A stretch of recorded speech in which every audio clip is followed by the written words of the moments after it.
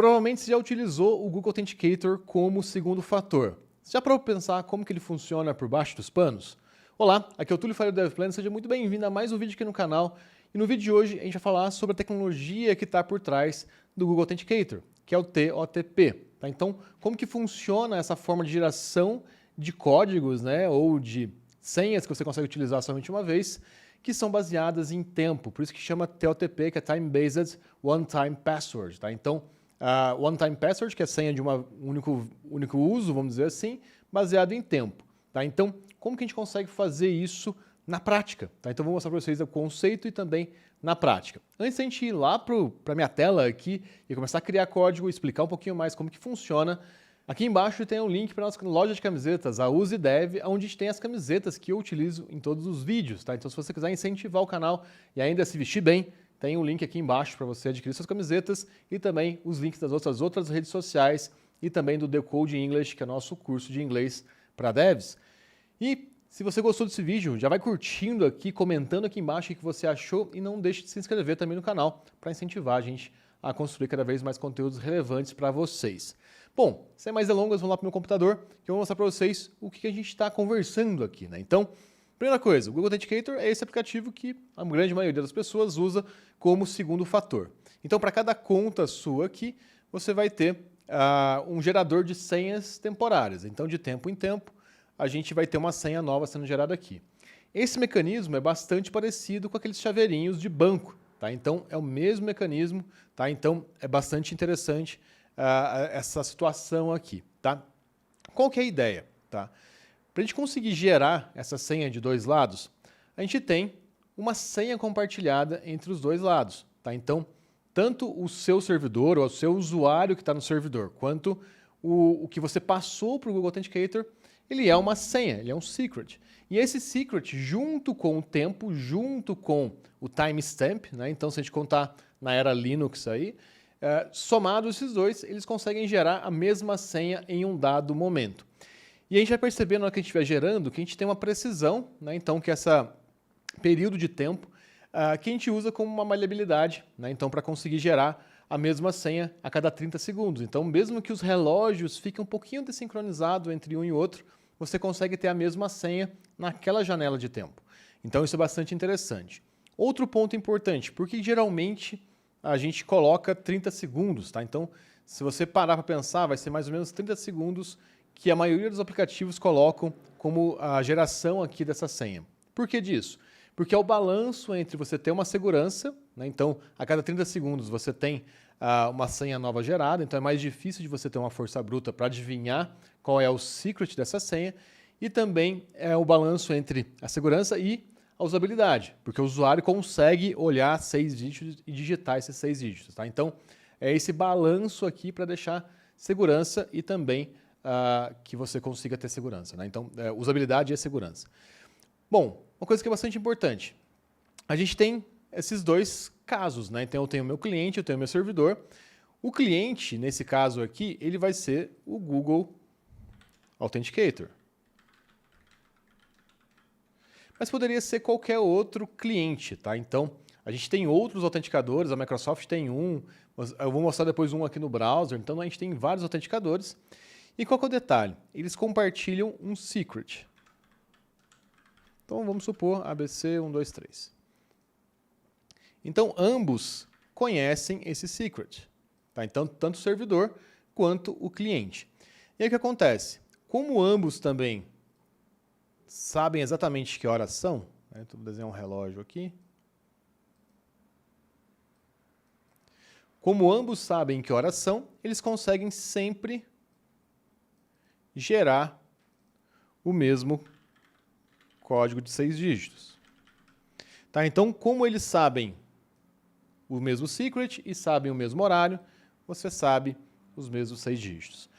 Só para ficar um pouco mais claro aqui, se o relógio desincronizar, então se a sua máquina ou servidor estiver fora do horário, esse algoritmo não funciona. Né? E por quê? Porque ele vai acabar desincronizando os dois. Uma coisa que acontece bastante com aqueles chaveirinhos, o hardware, ele acaba de tempos em tempos, você tem que sincronizar novamente. Então, o processo, não sei se vocês já utilizaram, o processo de sincronizar o chaveirinho é simplesmente de bater o horário, de você forçar o horário para que ele fique em sincronia com o servidor. Outro ponto importante, quando a gente fala que esse secret está no servidor, uma coisa importante é o seguinte, é que esse secret seja guardado por usuário. Tá? Então, o Túlio tem um secret, o João tem outro, a Maria tem outro. Tá? Então, para que a gente não tenha uma falha, porque esse secret vai ficar no celular do usuário. Tá? Então, nada mais justo ali de você ter um secret por usuário. Outro ponto importante, inclusive tem a RFC aqui que descreve um pouco mais sobre essa técnica, né, do time-based one-time password. É recomendado que você criptografe essa senha no seu banco. Tá? Então, qual que é a ideia? Você não guarda ela em RAW, só que tem um detalhe importante, aqui é um conceito importante. Você vai realmente criptografar. Então, você vai utilizar algum processo de encrypt e decrypt. Você não vai usar hash. Tá? Então, se você usa hash com bcrypt, por exemplo, para salvar a sua senha, não é a mesma coisa. Tá? Por quê? Na hora que a gente vai gerar o código de 6 dígitos, eu preciso desse secret em RAW. Eu preciso dele inteiro. E quando a gente salva o hash da senha, na verdade, a gente salva um cálculo feito em cima daquela senha e não mais a senha original. Tá? Então, isso é bastante importante. Aqui, a gente vai fazer ele sem criptografia, só para mostrar esse processo todo. Bom, então já estou aqui com o meu VS Code e também com o terminal aberto. Vou fazer npm init -y para a gente começar o nosso projeto. E eu vou fazer o seguinte, eu vou utilizar o pnpm para instalar as dependências que a gente precisa. Na verdade, a gente precisa de duas, otp-auth e QR-code. Tá? Então, a gente só precisa dessas duas. Beleza, essas duas dependências. Então, esse é o meu package.json. Bom, o que é legal? A primeira coisa que a gente vai fazer vai ser gerar uma senha para que a gente consiga utilizar o nosso otp-auth. Então, vou fazer aqui vou criar um arquivo novo, gensecret.js. Esse cara que vai gerar o secret para a gente. Então, const otp-auth é igual a require otp-auth. E qual que é o detalhe, tá? A gente precisa utilizar aqui uma senha em base 32, tá? Então, o que acontece? O otp-auth ele já tem uma forma de pegar essa senha de um valor em hexa. Então, eu vou fazer o seguinte, secret x é igual. Deixa eu só importar aqui nosso cripto. E aí eu vou fazer o seguinte, crypto.randomBytes, vamos colocar 48, .toString x. E aqui eu coloco o secret x. Então, em hexadecimal, esse secret aqui agora ele vai ser convertido para a base 32, que é necessário, tá? Então a gente guarda ele em base 32. E aí o que acontece? Vamos dar um console.log, nosso secret em base 32. Então, node gensecret. Então, olha só, esse é o nosso secret que a gente utilizaria para gerar a nossa senha aqui, né, baseada em tempo. Então, olha só, o que eu vou fazer? Eu vou pegar esse valor e vou copiar, porque a gente vai gerar o QR Code. Então, ó, const secret é igual a esse cara. E a gente vai fazer o seguinte, const otp-auth de novo aqui. Isso é igual a require otp-auth. E aí, eu vou importar também o QR Code, tá? Então, só para a gente conseguir gerar um QR Code aqui. Então, a gente já tem o nosso secret. E agora, olha só que interessante. Eu vou gerar um TOTP, que vai ser igual a new otp-auth TOTP, e eu vou passar um objeto de configurações aqui para ele. Então, quem que é o emissor? Por exemplo, dev pleno. Qual é o label que eu vou usar? Geralmente é legal você colocar qual o endereço de e-mail, qual o nome de usuário, daquele usuário em específico, qual algoritmo que você vai usar. Eu vou usar o SHA-1, que é o que é compatível com o Google Authenticator. Quantos dígitos eu quero usar, nesse caso 6, qual o período de tempo, 30, e qual o secret que eu gerei aqui em cima. Né? Então, que eu gerei no outro arquivo, inclusive. Qual que é a ideia? A partir de agora, eu consigo fazer duas coisas. Ou gerar o token atual, ou ainda gerar a URL que eu vou utilizar para conseguir logar, para conseguir colocar esse valor no meu Google Authenticator. Então, olha só que interessante. Se eu pegar aqui o URI, eu consigo descobrir que eu tenho um TOTP.toString. Eu vou dar um console.log, URI. Vamos ver o que acontece. Então, node QR Code. Repara no seguinte, ó. Ele gera uma URL para a gente, OTP-alpha, TOTP, /devpleno, que é o nome que eu passei aqui, o nome de usuário que eu tinha passado, de novo aqui o devpleno, e o secret, ele passou o mesmo secret que eu tenho aqui. Então, é dessa forma que a gente carrega essa informação para dentro do Google Authenticator, do aplicativo. Então, a gente copia o secret para dentro dele. Tá? A gente fala qual algoritmo que é, o número de dígitos e o período. Essa informação, essa configuração aqui, ela tem que bater entre os dois. É por isso que a gente passa via QR Code essa informação inteira para o nosso Google Authenticator. Já que a gente tem essa informação, o que a gente consegue fazer? A gente consegue fazer o seguinte, QR Code.toString, e aí eu consigo pegar o RI, falar que eu quero gerar para terminal e dar um console log. Console log in data, que é o meu QR Code de verdade. Então, eu vou rodar esse código novamente. Olha só que bacana. Ele gerou um QR Code. Se eu diminuir aqui um pouquinho o zoom, né, eu consigo ler esse QR Code no meu celular. Tá? Já que eu vou ler ele aqui. Então, olha só. A gente tem esse secret e a gente tem o QR Code para a gente conseguir trazer essa informação para o nosso celular, né? Então, que é a forma mais adequada. A gente tem também uma forma de colocar no computador, tá? Então funciona super bem. Bom, depois que a gente fez isso, o que a gente vai fazer? A primeira vez que o usuário for informar essa informação, então o que a gente fez aqui? Ó, a gente gerou um secret para o usuário Túlio. Então o que acontece? Esse secret ainda não está fixo, né? Eu preciso que o Túlio confirme que esse secret deu certo. Então, como que a gente faz isso? A gente pede para o Túlio, que é o Google Authenticator do Túlio, gerar uma senha dessa. Né? Então, para que a gente consiga saber que é válido. Tá? Então, como que a gente poderia fazer? Vamos pensar aqui. Ó. Vamos pegar aqui no nosso Visual Studio Code. Então, olha só o que eu vou fazer. Eu vou ler aqui com o meu celular. Vou deixar ela aqui um pouco maior. Você pode fazer esse teste também, tá?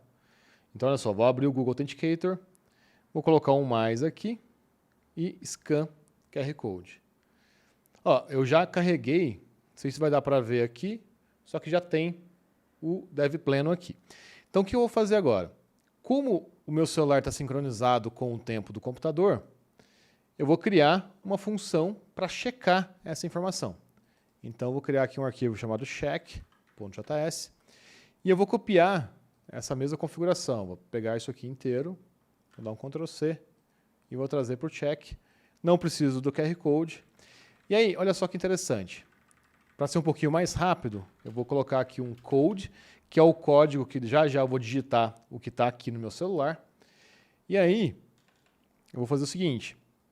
Eu vou checar esse valor. Então, const delta, já que eu vou explicar o porquê que chama delta, TOTP.validate. E aí, eu vou colocar o token, que é o meu código, e qualquer quantidade de janelas que eu quero considerar. Janelas é quanto a disparidade de segundos você quer considerar. Nesse caso aqui, eu só quero considerar no máximo uma. Console.log delta.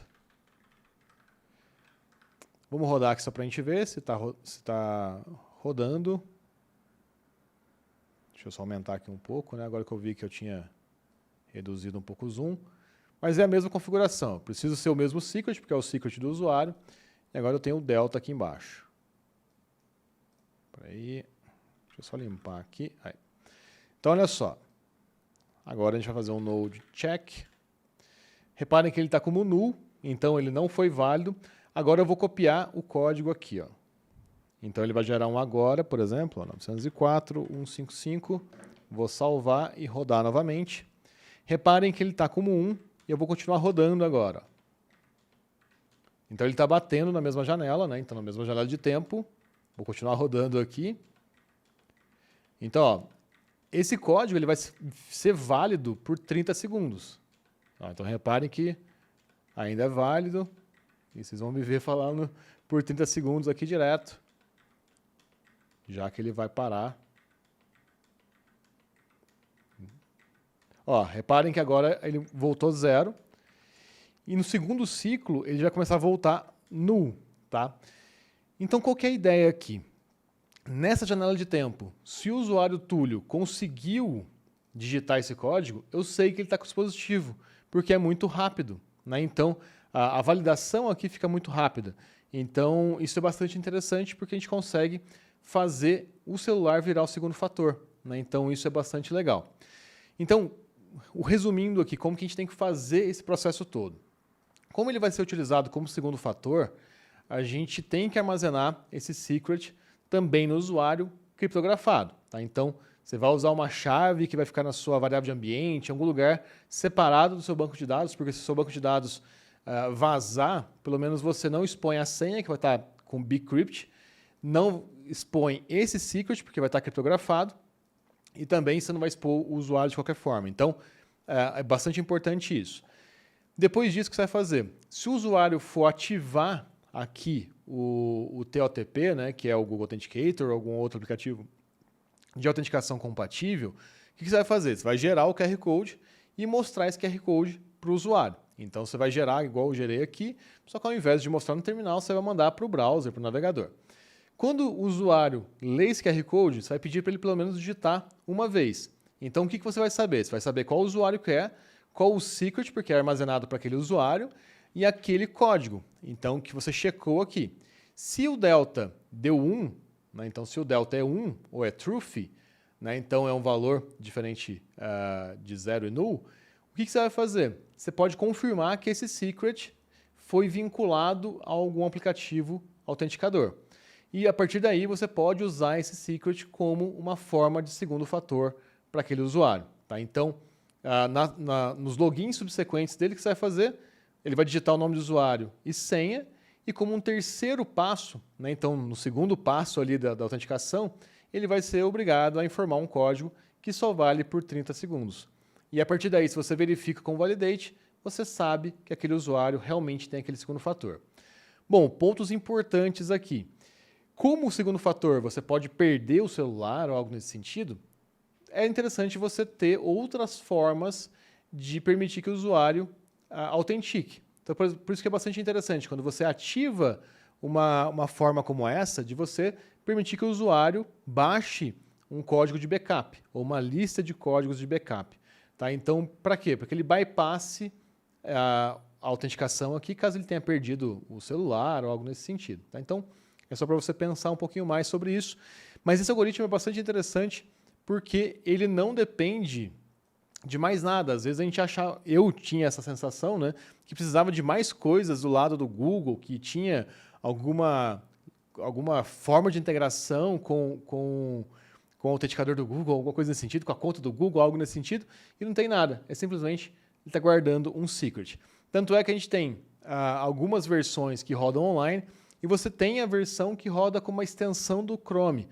E é por isso também que muitos gerenciadores de senha, como LastPass, OnePassword e assim por diante, BitVault, etc., eles conseguem gerar o segundo fator de software, porque eles só precisam armazenar o secret, o número de dígitos e o período que vai expirar, né? Então, o período do token que ele vai expirar. Então, isso é bastante interessante, tá? Então, para a gente conseguir validar, tá? Aliás, só corrigindo uma informação, o que é interessante é o seguinte, ó, se eu pegar aqui o código, ó, a gente vai reparar que ele vai voltar a 0. Na verdade, o valor válido é 0 para cima, né? O null que é inválido. Então a gente vai perceber que quando o relógio sair ali, ó, ele vai ficar como null, tá? Então, que é a diferença de tempo, tá? Então, quantas janelas de tempo ele está distante um do outro. Então, olha só que é interessante, ó. Ó, agora ele virou -1. Tá? Então, se a gente colocar a partir de 0, já fica interessante. De 0 ou igual a 0, né? Maior ou igual a 0, a gente já consegue saber que esse código é válido. Tá? Então, e uma coisa que é interessante, ó, ele vai continuar falando aqui qual é a distância. Tá? Então, vamos ver até onde ele vai aqui. Então, falta 5, 4, 3, 2... Ó, agora sim, null, tá? Então, o que é interessante, a gente pode considerar a partir de maior ou igual a 0 como válido e se for menos do que isso, ou null, né? Então a gente pode considerar como inválido, tá? Ou ainda, se for só null, a gente considera que ele está inválido, tá? Então, isso pode acontecer pela diferença do relógio.